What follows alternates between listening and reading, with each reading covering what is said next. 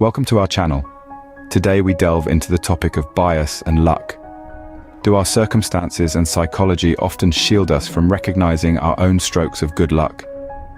Conversely, can we attribute lack of success to merely a lack of effort, talent, and diligence? Have you ever noticed how we tend to overestimate our own contributions and underestimate those of others? For instance, ask fathers the question, who is primarily responsible for helping their children with schoolwork? You'll undoubtedly have many fathers that believe the answer is, they are. However, ask mothers the same question, and you'll likely get a very different answer. This discrepancy isn't about who's right or wrong, but it highlights our innate tendency to see our contributions as more significant than they actually are. Interestingly, this bias extends even to negative situations. When asked about instigating conflicts or creating messes, people still tend to believe they contribute more than they actually do. So, ironically, we have a bias that makes us overestimate our positive and our negative contributions. Let's delve into why it happens. So why do we think we're doing more than we actually are? It's usually not because we're intentionally trying to inflate our importance or downplay the efforts of others. Rather, it's due to an intriguing psychological phenomenon known as egocentric bias. Our brains are naturally wired to be more attuned to our own actions and experiences. We vividly remember the time we spent working on a project, the effort we put into preparing dinner, or the energy we invested in resolving a conflict. Because these experiences are so clear and immediate in our minds, we tend to overvalue our own contributions. However, we don't have the same level of awareness when it comes to the actions of others. We might not notice the work our colleague did on the project, the effort our partner put into cleaning up after dinner, or the energy our friend invested in maintaining the peace. This lack of awareness can lead us to undervalue the contributions of others, further amplifying our bias. But the egocentric bias doesn't just influence how we perceive our contributions. It also affects how we interpret the role of external factors, such as chance or luck, in our successes. When we succeed, it's easy to attribute that success to our own hard work, determination, and skill. After all, we've seen firsthand the effort we've put in. What we might not see, however, is the role that external factors played in our success. For instance, we might overlook the lucky break that gave us an opportunity, the fortunate timing that worked in our favor, or the random events that tipped the scales our way. Of course, all this may actually mean nothing if we aren't prepared for opportunities when they do come along. By underestimating the impact of these external factors, we might overestimate our own role in our success, reinforcing our egocentric bias. In other words, our brains are naturally inclined to make us the stars of our own stories, even when the reality might be a bit more complex. Understanding this tendency is the first step toward mitigating its impact and developing a more balanced perspective.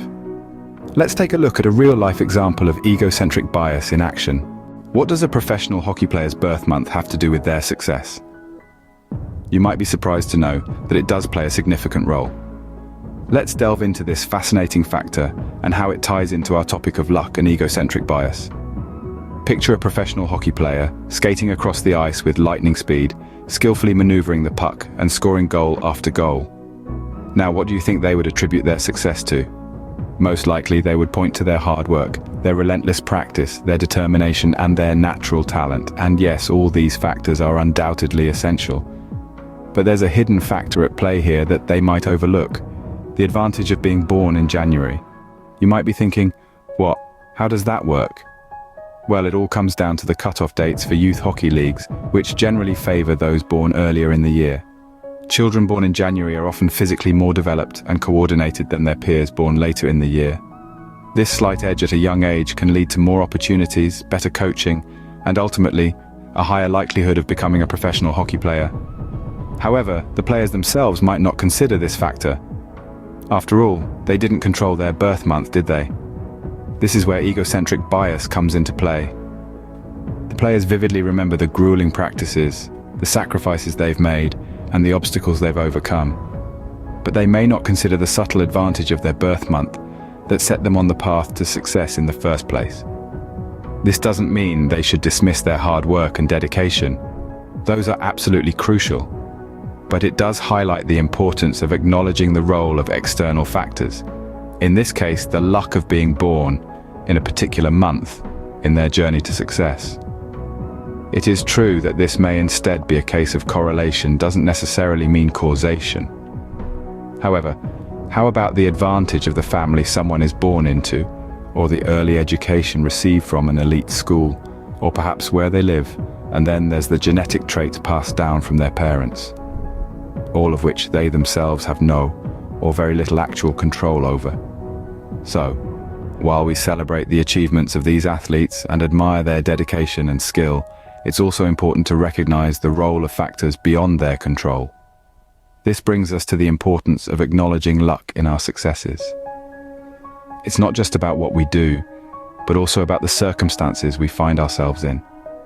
Circumstances that we might not always have control over. How much does luck play into our successes? It's a question that has perplexed philosophers, psychologists, and ordinary individuals alike, and the answer might surprise you. Let's consider some of the most successful people in the world. You might imagine that it's purely a meritocracy, where the most qualified, intelligent, and skilled individuals rise to the top. But research has shown that even in this elite group, chance plays a significant role. That's right, even the most accomplished people in the world owe some of their success to the whims of fortune. Yet, acknowledging such fortunate circumstances is often overlooked. Why? Because luck is not something we can actively control. We like to believe that we are the masters of our own destiny, and that our accomplishments are the result of our own hard work and determination. And while these factors are certainly important, they don't tell the whole story. Think about it. How often do we attribute our successes to being in the right place at the right time, or to meeting the right person who opened up new opportunities? These are instances of chance, of luck, playing a pivotal role in our lives. And yet we tend to downplay these factors, instead focusing on our own efforts and abilities. What's more, we often overlook the contributions of others. Consider the unappreciated housework done by a significant other, or the mentorship provided by a teacher or coach. These are external factors that can significantly impact our success, yet they often go unnoticed. Recognizing the role of chance can lead to a more realistic and likable perspective, fostering a sense of gratitude and empathy. It can remind us that we're not alone in our journey, and that our successes are often the result of a complex interplay of factors, many of which are beyond our control. But what happens when we downplay the influence of luck in our achievements? What happens when successful individuals only attribute their achievements to their own efforts? When we allow egocentric bias to take the driver's seat, it can steer us right into a distorted perception of reality. Egocentric bias, as we've discussed, is a cognitive quirk that encourages us to overestimate our own contributions and undervalue those of others. It's a side effect of being the star of our own story, where we are the protagonist and everyone else merely plays a supporting role. But what happens when this bias is scaled up to a societal level? In a society where individuals, particularly successful ones, attribute their accomplishments to only their own abilities and efforts, they overlook the fact that not everyone will be successful, no matter how hard they work or talented they are. This mindset can give rise to an inflated sense of self-importance and a distorted perception of reality. When we believe that we solely earned our success, we can develop an unrealistic view of the world, where hard work and talent are all it takes to succeed. As a result, we may lack generosity and empathy towards those who haven't reached our level of achievement. The overlooked housework done by a spouse, the unappreciated efforts of a co-worker, the unrecognized sacrifices of a parent. These are all instances where egocentric bias can create a rift in our relationships and society at large. It generates a culture of ungratefulness and entitlement, where we fail to acknowledge the collective efforts that contribute to individual success. However, this doesn't mean we should downplay our efforts or abilities. Instead, it calls for a balanced perspective, where we believe in ourselves and recognize our contributions, but where we also acknowledge the role of luck, chance, and the efforts of others.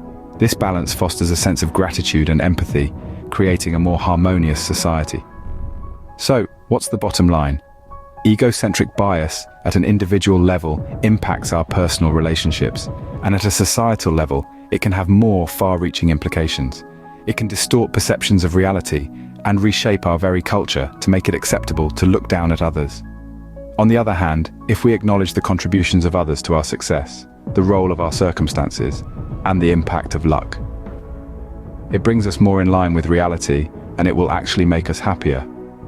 Other people will also see us as more charming, kinder, and more likable overall. Thank you for joining us today. Please remember to like, comment, share, and subscribe for more great content.